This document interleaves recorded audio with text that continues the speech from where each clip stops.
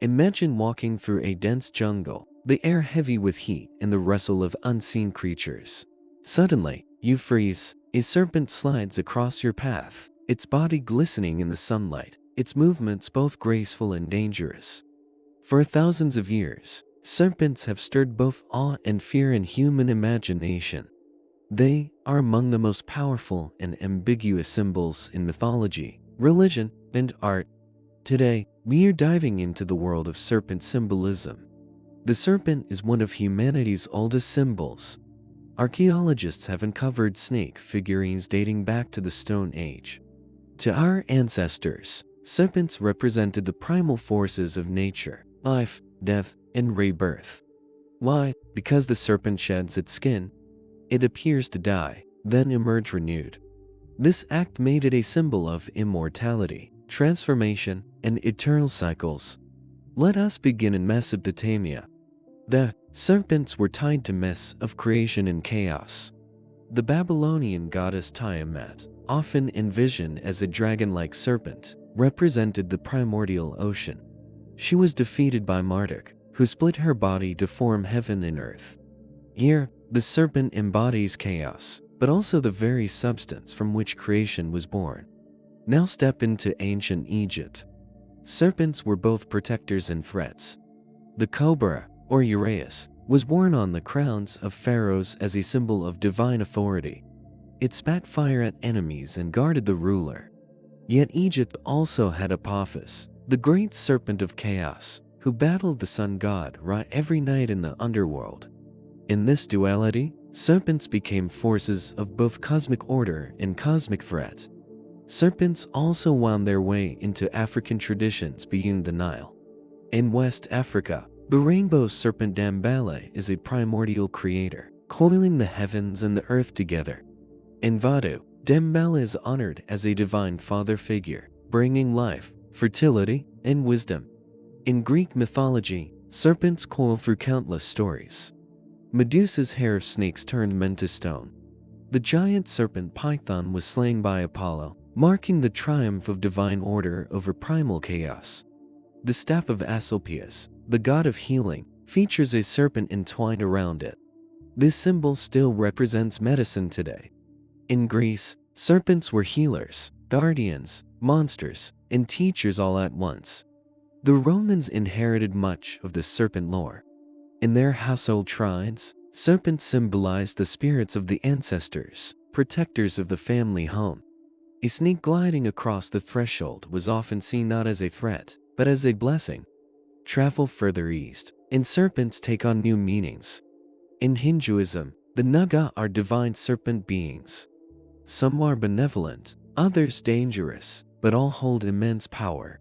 Vishnu, the preserver god, rests on the cosmic serpent Shasha, whose coils float upon the endless sea. In Buddhism, the serpent king Mukalinda sheltered the Buddha from storms, symbolizing protection and enlightenment.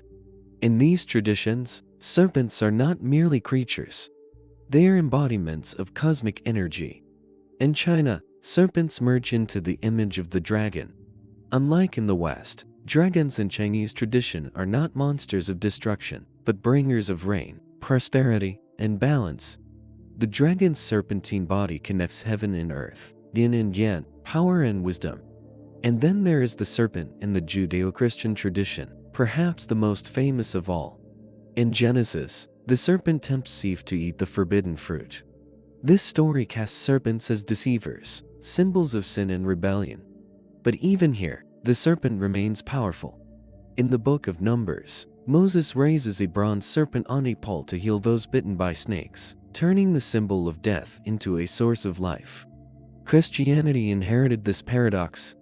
The serpent became associated with Satan, but also with healing and salvation.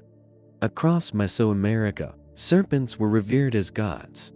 The Aztec deity Quetzalcoatl, the feathered serpent, was a creator, a bringer of wisdom, and a teacher of humanity. His serpent form symbolized both earth and sky, matter and spirit. Temples still rise in his honor, their stone steps carved with serpents ascending to the heavens. Further north, in Norse mythology, we find Jormungandr, the world serpent. It encircles the entire earth, biting its own tail, a living Ouroboros. When Jormungand releases its grip, Ragnarok begins, the end of the world. In the Celtic world, serpents were linked to the earth itself. Druids considered them keepers of hidden knowledge, their winding forms echoing the patterns of rivers and ley lines across the land. Even the act of their movement was seen as a writing of wisdom upon the soil. Why does the serpent appear everywhere, across cultures, across time? Because it embodies the most fundamental truths of existence: life and death, creation and destruction, danger and healing, fear and wisdom. The serpent is never just one thing. It is always both. Carl Jung, the psychologist, argued that the serpent is an archetype.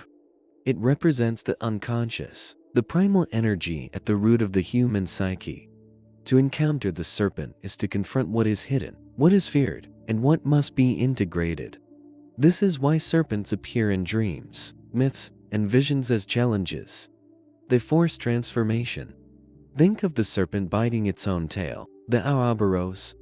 This ancient symbol, found in Egypt, Greece, and alchemy, shows the serpent devouring itself, yet sustaining itself. It is the eternal cycle of life, death, and rebirth. The universe itself, in one continuous circle. Modern psychology and esotericism also embrace the serpent. In Indian yoga traditions, the coiled serpent Kundalini lies dormant at the base of the spine. When awakened, it rises upward through the body, igniting spiritual transformation and enlightenment. This image has inspired countless seekers of inner power and balance in the modern world. Even today, serpent symbolism surrounds us. The medical staff with its coiled snake. The dragon, a serpent with wings, breathing fire in our stories and films. Tattoos of snakes as symbols of power, change, or danger. Even in pop culture, from fantasy novels to blockbuster films, the serpent still coils through our imagination. We still feel the same awe our ancestors felt when a serpent crossed their path. So the next time you see a snake, look closer. Remember that you are seeing not just an animal, but one of humanity's oldest and deepest symbols. It is creation and destruction. It is fear and wisdom. It is life and death. It is the serpent,